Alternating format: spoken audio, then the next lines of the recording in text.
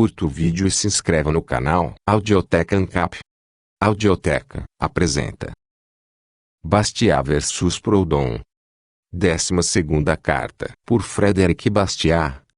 Senhor, você prestou um serviço significativo à sociedade. Até agora, a gratuidade do crédito escondeu-se nas nuvens da filosofia, metafísica, economia, antinomia e história. Ao submetê-lo à simples prova do livro de contas, você o levou para fora dessas regiões vaguíssimas. Você o despojou completamente diante de todos os olhos. Todos podem reconhecê-lo. É o dinheiro em papel. Multiplicar e igualar a riqueza da terra, chovendo dinheiro em papel sobre sua superfície. Esse é todo o mistério. Essa é a conclusão, o ultimato e o desiderato do socialismo. Gratuidade do crédito é sua última palavra, sua última fórmula, seu último esforço. Você já disse isso 100 vezes, e com razão. Outros, é verdade, o definem de forma diferente. É um socialista.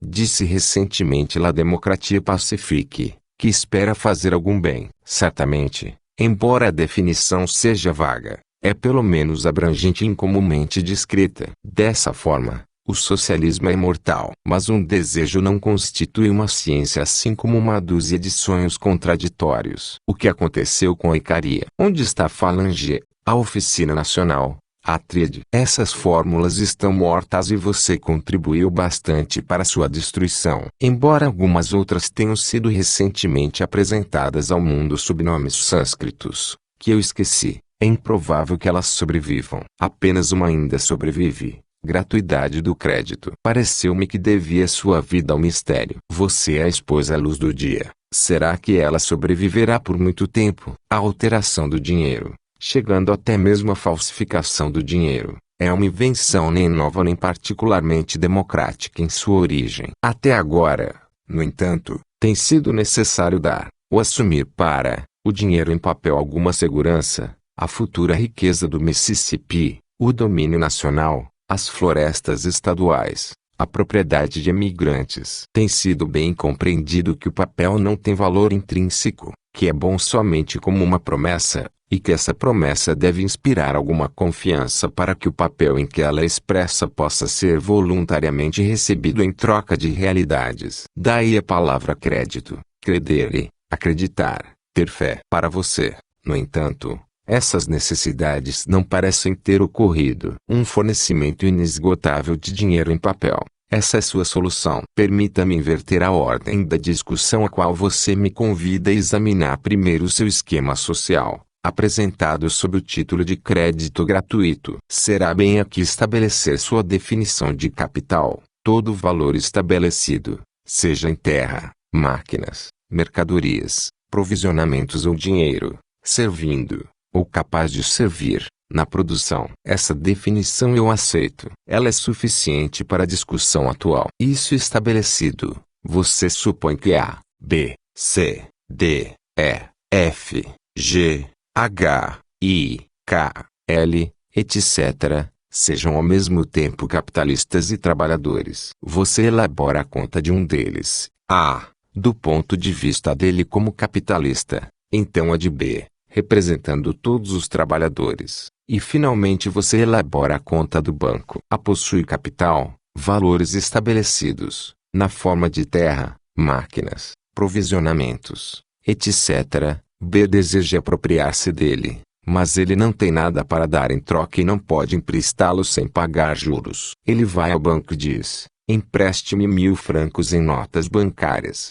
Eu vou pagar você com o produto de meu futuro trabalho assim que minhas vendas permitirem. O banco cumprir lhe dá 990 francos em notas bancárias. Essa reserva de 10 francos, cujo único objetivo é o pagamento das despesas do banco, é chamada de desconto incorretamente. Pode ser reduzida a alguns centavos. Talvez tenha sido melhor, tanto em argumento quanto na ilustração, ter ignorado completamente. Com esses preciosos talismãs, B vai até aí e diz: você talvez esperasse emprestar-me seu capital, mas você vê que é forçado a vendê-lo para mim, pois estou em posição de pagar por ele. A faz pressa para trocar seu capital, terra, mercadorias, provisionamentos, pelas notas bancárias de B. B começa seu trabalho. Por virtude do aforismo, todo trabalho deve deixar um excesso. Ele adiciona 10% ao valor que comprou, corre para o banco para pagar, indubitavelmente em notas bancárias, os 990 francos que deve, descobre que obteve um lucro de 99 francos. O mesmo com C, D, E, F, etc. E, na verdade, com todos os homens. Começando com esses dados, você elabora a conta de A, B e do banco. Certamente, se admitirmos os dados, essas contas são incontestáveis. Mas os seus dados são admissíveis. Eles estão em conformidade com a natureza dos homens e das coisas. Essa é a questão para considerarmos. As notas bancárias oferecerão alguma segurança. Em outras palavras, elas inspirarão confiança. Em outras palavras ainda, o banco terá ou não terá um capital original e valores estabelecidos suficientes para resgate de todas as suas emissões. Como ele obterá seu capital em valores estabelecidos? Se ele tiver acionistas, eles, na atual ordem das coisas, que é o ponto de partida, desejarão obter juros. E como o banco pode emprestar gratuitamente aquilo que ele empresta a taxas elevadas? Você diz que ele deve tomar posse do capital do Banco da França e pagar os acionistas com títulos do Estado. Isso adia a dificuldade sem removê-la. Então serão as massas, a nação, que pegarão emprestado capital a 5% com o objetivo de emprestá-lo de graça. Juros não serão aniquilados, mas colocados sobre os ombros do contribuinte. Mas, de fato, admita esse capital de 10.000 francos, com o qual você imagina operar, para ser juntado e guardado o círculo vicioso que consiste em realizar a gratuidade assumindo-a. Uma vez que você considerou o capital necessário, você certamente pensa que sua preservação é essencial. Portanto, você raciocina com a hipótese de que B, C, D, I, etc., pagarão todos os anos para o banco a quantia que eles pegaram emprestada. Mas se essa hipótese se provar falsa, se B é um devasso que gasta seus 1.000 francos na taverna, se C dá os dele para sua amante, se D joga fora os dele em alguma empresa tola, se E foge para a Bélgica, o que acontecerá com o banco? A quem a deve procurar para pagar pelo capital do qual ele foi aliviado? Pois, de fato, seu banco não será capaz de mudar nossa natureza, de reformar nossas tendências malévolas. Pelo contrário, deve-se admitir que a facilidade extrema de obter dinheiro de papel com uma simples promessa de trabalhar para reembolsá-lo seria um incentivo poderoso para jogos de azar, empreendimentos tolos, operações arriscadas, especulações imprudentes e despesas imorais ou desconsideradas. É uma coisa séria colocar todos os homens em uma posição em que eles possam dizer: eu vou tentar a sorte com a propriedade dos outros. Se eu tiver sucesso, melhor para mim. Se eu falhar, pior para eles. Não consigo imaginar, por minha parte, qualquer método ordenado de transacionar os negócios da vida que não envolva a lei da responsabilidade. Mas, sem considerar, no momento, os efeitos morais do seu esquema, é suficiente que ele despoje o Banco Nacional de todas as condições de crédito e estabilidade. Talvez você me diga que, antes de entregar suas notas, o banco irá investigar cuidadosamente sobre o grau de confiança que os candidatos merecem. Sua propriedade, moralidade, indústria, inteligência e previsão serão todos examinados e pesados com cuidado. Mas cuidado, se você insistir que, por um lado, o banco deve ter um capital original como garantia, e que, por outro lado, ele só deve emprestar com a melhor segurança, em que ele difere dos bancos livres dos Estados Unidos. E o pobre diabo de hoje não continuará sendo um pobre diabo sob seu sistema. Eu não acredito que você possa evitar uma das seguintes alternativas.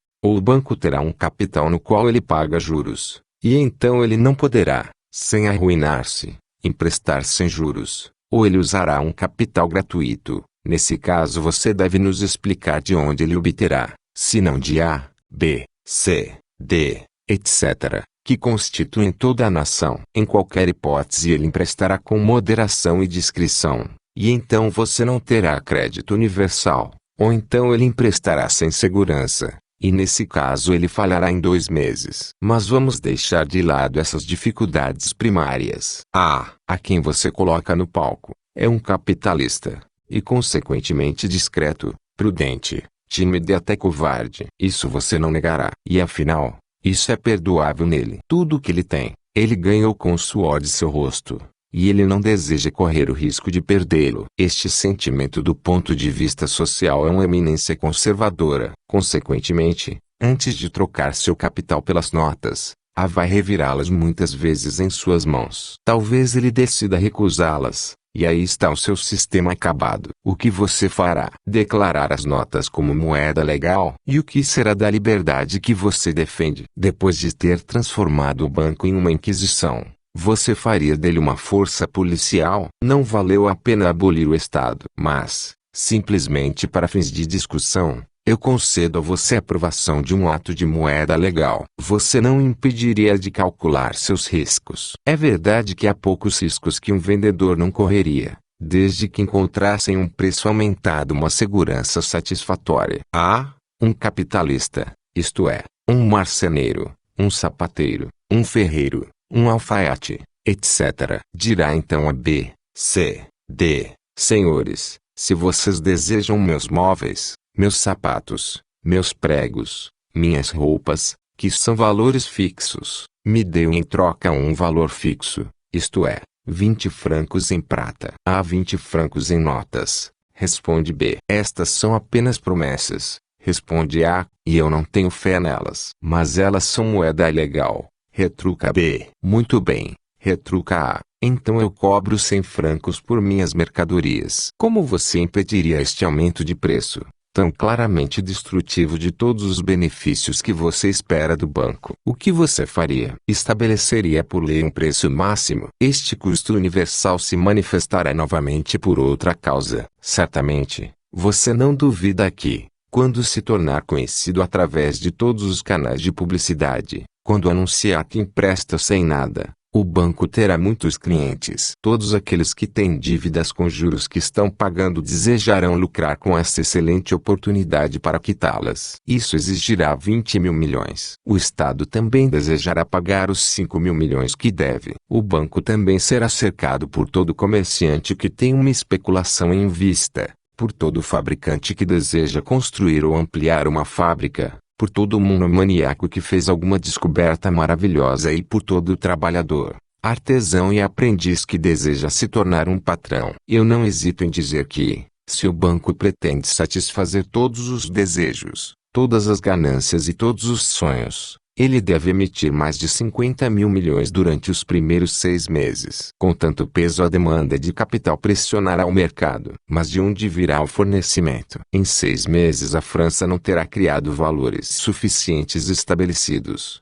terras, máquinas, mercadorias, provisões, para satisfazer essa demanda aumentada imensamente, porque os valores estabelecidos, realidades, não caem na saia da senhora fornecimento com a mesma facilidade que os fictícios caem na saia da senhora demanda. No entanto, comprar e vender são termos correlativos. Eles significam duas operações que se implicam mutuamente e que, na verdade, são apenas uma. Qual será o resultado? Um aumento enorme nos preços ou, melhor dizendo, uma desordem social como o mundo nunca viu. E tenho certeza de que, se alguém escapar, não será o menor dos bandidos. Acima de tudo, não será o pobre diabo a quem o banco negou crédito. Medidas arbitrárias para a criação do banco. A Inquisição, quando o crédito de uma pessoa é medido, moeda legal, preço máximo, e finalmente falência e desordem, cujas primeiras vítimas serão as mais pobres e menos pródigas.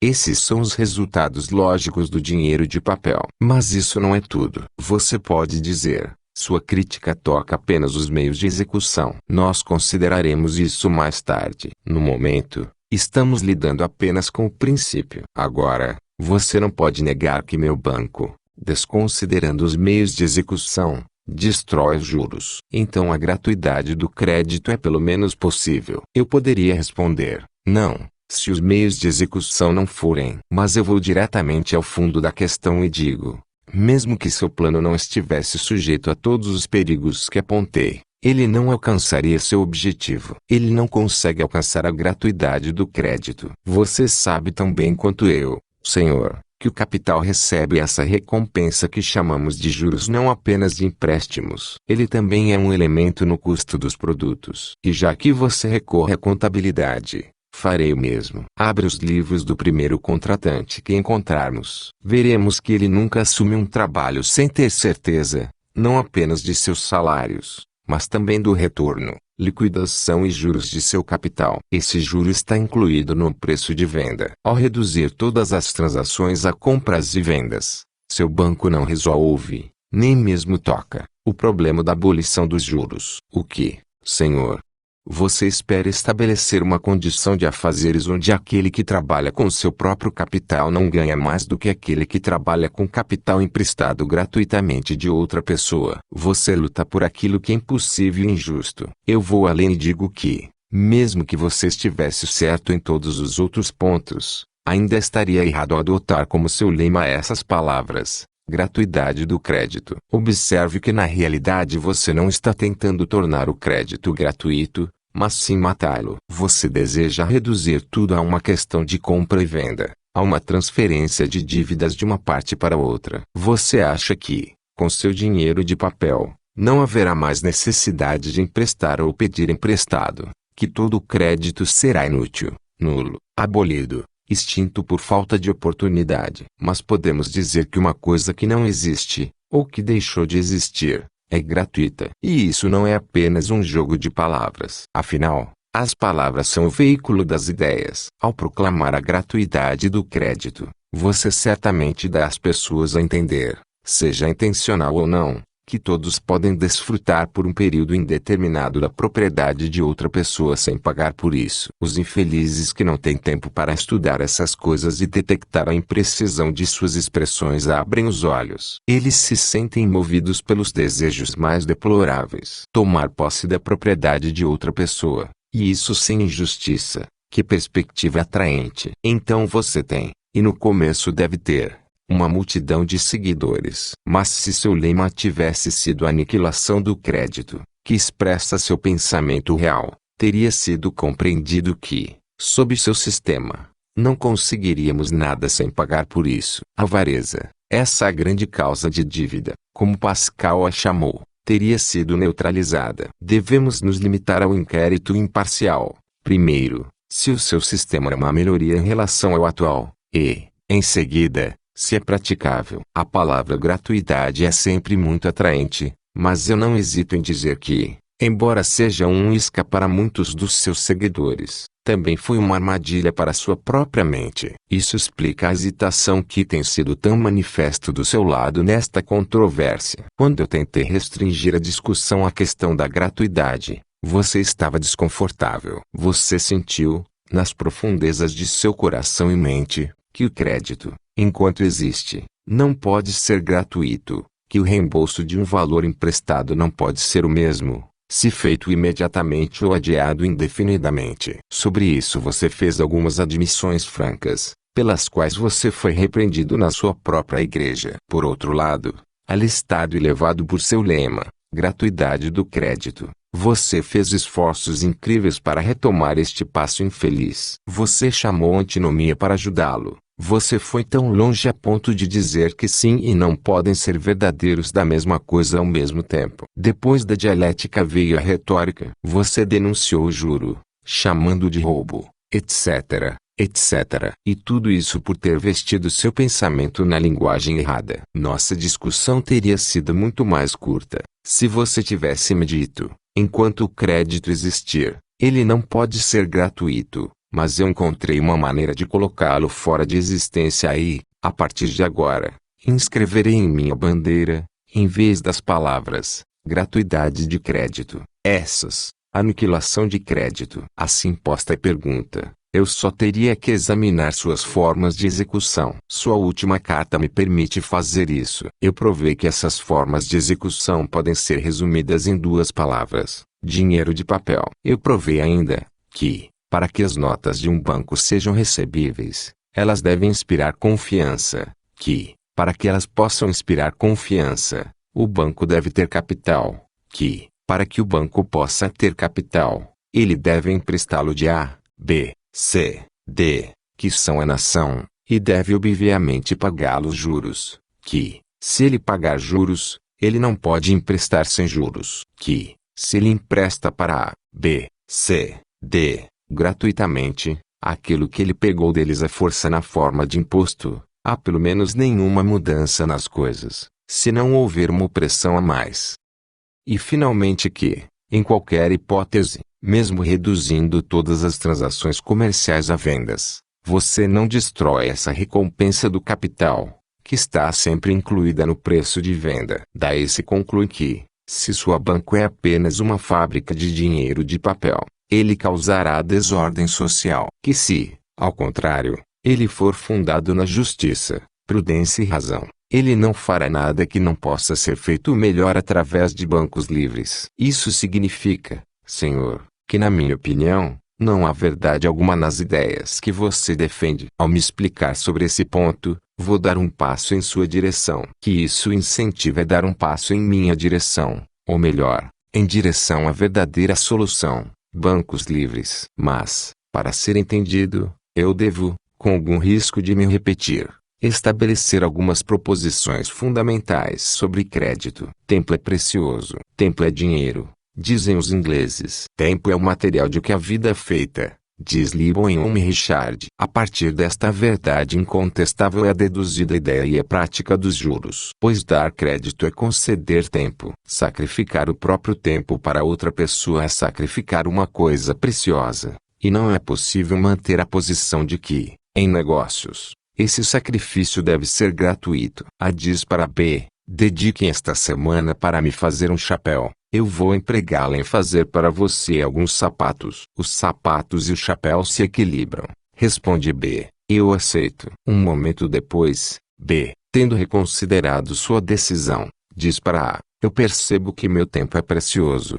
Eu desejo dedicar estas próximas semanas a mim mesmo. Então faça meus sapatos imediatamente. Eu vou fazer seu chapéu em um ano. Eu concordo, responde A, mas em um ano você deve me dar uma semana e 2 horas. Eu pergunto a todo homem honesto se atua como pirata ao exigir essa nova e favorável condição para compensar a outra nova e desfavorável. Este fato fundamental contém em germe toda a teoria do crédito. Eu sei que as transações da sociedade não são tão simples quanto aquela que acabei de descrever, mas são as mesmas em princípio. Dessa forma, é possível para vender os sapatos para uma terceira pessoa por 10 francos e remeter essa soma para B, dizendo, me dê o chapéu imediatamente. Ou, se você deseja um atraso de um ano, você deve me restituir o trabalho de uma semana, mais 2 horas, ou 10 francos, mais 5%. Isso equivale à hipótese anterior. Concordando, pelo menos eu espero, com a legitimidade do crédito.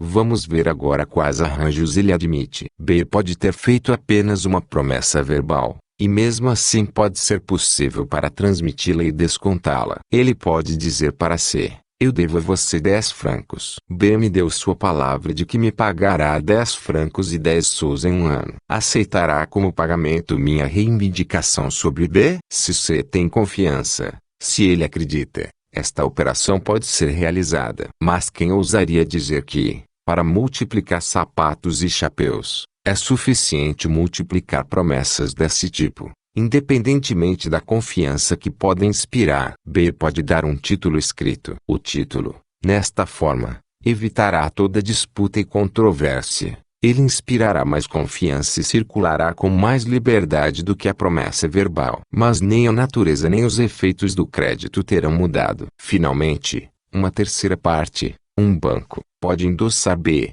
pegar sua nota e emitir a sua própria. Isso adicionará uma nova facilidade à circulação. Mas por quê? Exatamente porque a assinatura do banco inspira na mente pública mais confiança do que a de B. Então, como podemos considerar um banco como algo bom, se ele não se baseia na confiança? E como pode ser, se suas notas fornecem menos segurança do que as de B? Portanto, esses vários títulos não são necessariamente ilusões. Não é necessário ver um valor real. A simples promessa de entregar um valor, uma promessa assinada por alguém que está em posição de cumpri-la, é suficiente. Mas o que eu quero deixar claro, pois aqui é efetuada a reconciliação que eu previ entre sua opinião e a minha. É uma transferência singular do direito aos juros que é trazida pela intervenção dos bancos. No caso de uma nota promissória ou letra de câmbio, quem paga os juros, evidentemente, o devedor. Ele para quem outros sacrificaram seu tempo. E quem lucra com esses juros? Aqueles que fizeram o sacrifício. Então, se B tomou emprestado de a 1.000 francos por um ano e deu-lhe sua nota por 1.040 francos, a lucra com a quantia de 40 francos. Siste imediatamente negocia essa nota em um desconto de 4%. É o tomador que obtém os juros, como é justo, já que ele faz o adiantamento ou sacrifício de tempo. Se vende sua nota para ser no final de 6 meses, este lhe dá apenas 1.020 francos. E os juros assim são divididos entre A e C, porque cada um sacrificou 6 meses. Mas quando o banco entra, as coisas tomam um rumo diferente. É sempre B, o devedor, quem paga os juros, mas já não é A e C que lucram com isso. É o banco. Suponha que acabou de receber sua nota. Se ele a mantém, não importa quando ele a negocia, ele tem certeza de receber juros por todo o período em que foi privado de capital. Mas ele leva para o banco. Ele dá ao último uma nota por 1.040 francos e, em troca, recebe uma nota por 1.000 francos. O banco, então, ganha os 40 francos. Qual é a causa desse fenômeno? Ele é explicado pela disposição de todos os homens em fazer sacrifícios por conveniência. Um bilhete do banco é uma nota muito conveniente. Quando alguém o pega, ele não pretende mantê-lo. Ele diz, ele ficará em minhas mãos por no máximo 8 ou 10 dias. E eu posso muito bem sacrificar um juro de uma semana sobre 1.000 francos tendo em vista as vantagens que essa nota me dá. Além disso, essas notas têm isso em comum com a prata. Quem as mantém em sua carteira ou cofre não ganha juros nelas, o que mostra, por sinal, a absurdidade daqueles que estão constantemente declamando contra a produtividade da prata. Nada no mundo sendo mais improdutivo de juros do que o dinheiro em espécie. Então, se uma nota bancária permanece em circulação por um ano e passa por 40 mãos, parando 9 dias em cada uma, 40 pessoas renunciam, a favor do banco, o seu direito aos 40 francos de juros devidos e pagos por B. Cada um sacrificou 1 franco. Isso nos leva a perguntar se essa disposição é justa, se não há maneira de organizar um banco nacional comum, que permita que o público colha os benefícios dos sacrifícios feitos pelo público. Em uma palavra, que não receba juros. Se não estou enganado, senhor, foi a observação desse fenômeno que lhe sugeriu seu plano. Não é novo. Ricardo elaborou um plano menos radical, mas semelhante propostas para uma moeda econômica e segura, e encontro em Sai, Críticas de Stroessner, essas linhas notáveis. Esta ideia engraçada deixa apenas uma pergunta sem resposta. Quem vai receber os juros sobre essa grande soma colocada em circulação? Será o governo? Em suas mãos seria apenas um meio de aumentar abusos, como sinecures, corrupção parlamentar, espiões policiais e exércitos permanentes. Será uma empresa financeira, como o Banco da Inglaterra ou o Banco da França. Mas por que fazer um presente para uma empresa financeira já rica dos juros pagos pelo público individualmente? Essas são as perguntas que esse assunto envolve. Talvez elas possam ser respondidas. Talvez haja alguma maneira de tornar altamente lucrativo para o público a economia que resultaria. Mas eu não sou chamado aqui para desenvolver essa nova ordem de ideias. Já que o público paga esse juro individualmente, o público deveria lucrar com isso. Certamente, há apenas um passo da premissa à conclusão. Quanto aos meios, eu acredito que eles já foram encontrados, não no Banco Nacional, mas na liberdade dos bancos. Observe primeiro que o banco não obtém o benefício da totalidade da taxa de juros. Além de seus gastos, ele tem um capital. E então ele é obrigado a manter em reserva em suas caixas fortes uma certa quantidade de prata improdutiva. As notas de um banco, e não pode ser repetido com frequência suficiente, são títulos de crédito. No dia em que as emite, o banco proclama alto e bom som que está pronto para resgatá-las a qualquer momento e a qualquer hora. Rigorosamente ele deveria, então, sempre manter à sua disposição um valor estabelecido igual ao valor representativo jogado em circulação, e então o juro pago por B seria perdido por todos. Mas a experiência ter ensinado ao banco que suas notas circulam por um período definido, ele age de acordo. Em vez de manter 1.000 francos, ele mantém apenas 400, vamos dizer, e usa os 600 restantes. É o juro sobre esses 600 francos que é pago pelo público, pelos sucessivos detentores da nota, e que é ganho pelo banco. Agora isso não deveria ser. Ele deveria ganhar apenas seus gastos, os juros sobre o seu capital social e os lucros justos de todo o trabalho e especulação. Isso seria o caso se tivéssemos a liberdade dos bancos, pois a concorrência, tendendo a reduzir os juros a uma taxa uniforme, não permitiria que os acionistas de um banco fossem melhor tratados do que os acionistas de outras empresas similares. Em outras palavras, os bancos concorrentes seriam forçados a reduzir sua taxa de desconto para o ponto ao qual ela deve ser reduzida para colocar seu capital sob condições semelhantes. E esse estranho fenômeno que apontei, quero dizer, a rendição voluntária de juros pelos sucessivos detentores das notas, beneficiaria o público na proporção da redução na taxa de desconto. Para ser mais exato, eu diria que os juros de uma nota de 1.000 francos colocados em circulação seriam divididos. Uma parte iria para o banco para cobrir a soma que ele é obrigado a manter em reserva,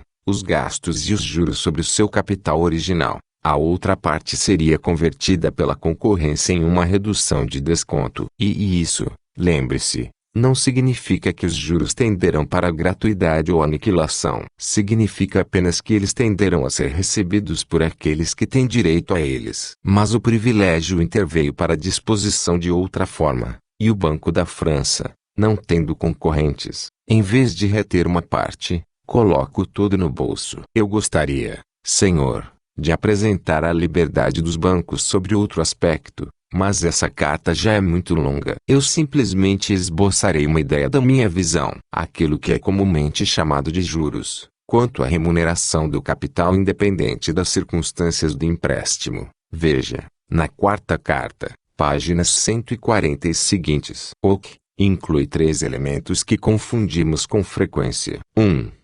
Juros, propriamente dito, que é uma compensação pelo atraso, o preço do tempo. 2. O custo de circulação. 3. O custo do seguro. A liberdade dos bancos afetaria favoravelmente esses 3 elementos de uma só vez, e tenderia à sua redução. Ele manteria o juro propriamente dito na menor taxa possível, pelas razões que já expus, sem jamais aniquilá-lo. Ele reduziria o custo de circulação a uma cifra tão insignificante que, na prática, seria desconsiderado. Finalmente, ele tenderia a diminuir, e, o que é mais, a igualar, o custo do seguro, que é, especialmente para as classes trabalhadoras, de longe o elemento mais oneroso que entra na composição dos juros. Na verdade, se aqueles que desfrutam do melhor crédito na França, como Maillet, Oettinger e Rothschild, conseguem capital a 3%, podemos dizer que essa taxa cobre apenas o juro propriamente dito, e que tudo que os outros pagam além disso representa os custos de circulação e seguro, especialmente este último, não é mais o preço do tempo, é o preço do risco, ou da dificuldade e incerteza da recuperação. Como a liberdade dos bancos melhoraria e igualaria a condição dos tomadores de empréstimos nesses aspectos? O leitor deve se esforçar para responder a essa pergunta por si mesmo. Eu prefiro deixar essa tarefa para ele em vez de fazê-la eu mesmo. Nisto, como em todos os outros assuntos, a verdadeira solução, então, é a liberdade. A liberdade fará com que bancos surjam em cada centro comercial e associará esses bancos entre si. Colocará ao alcance de todo comerciante e de todo artesão esses 2 poderosos alavancas do progresso: economia e crédito. Ele manterá a taxa de juros no ponto mais baixo possível. Ele induzirá a formação dos hábitos mais favoráveis à acumulação de capital. Ele apagará todas as linhas divisórias entre classes e garantirá a mutualidade de serviços sem aniquilar esse preço do tempo que é um dos elementos legítimos e necessários nas transações humanas. Liberdade dos bancos. Liberdade de crédito. Por que, Monsieur Proudhon, você não dedicou seus poderes brilhantes de persuasão a esses objetos? Em todos os outros aspectos, você não defende aquilo que é para todos os homens um direito, um atributo, um preceito. Liberdade. Você não exige liberdade na compra e venda, e o que, de fato, é um empréstimo senão uma venda de uso, uma venda de tempo. Porque essa transação deve ser controlada pelo Estado ou confinada dentro do círculo de suas concepções. Você tem fé na natureza humana. Tente quebrar suas cadeias, não para forjar novas para ela. Admita que a força motriz que empurra para uma perfeição indefinida reside nela mesma, e não no cérebro do legislador. Alcançar a liberdade, e a humanidade entenderá bem como evoluir todo o progresso que sua natureza permitir. Se é possível e desejável que o crédito se torne gratuito ou seja aniquilado, como você acredita que é,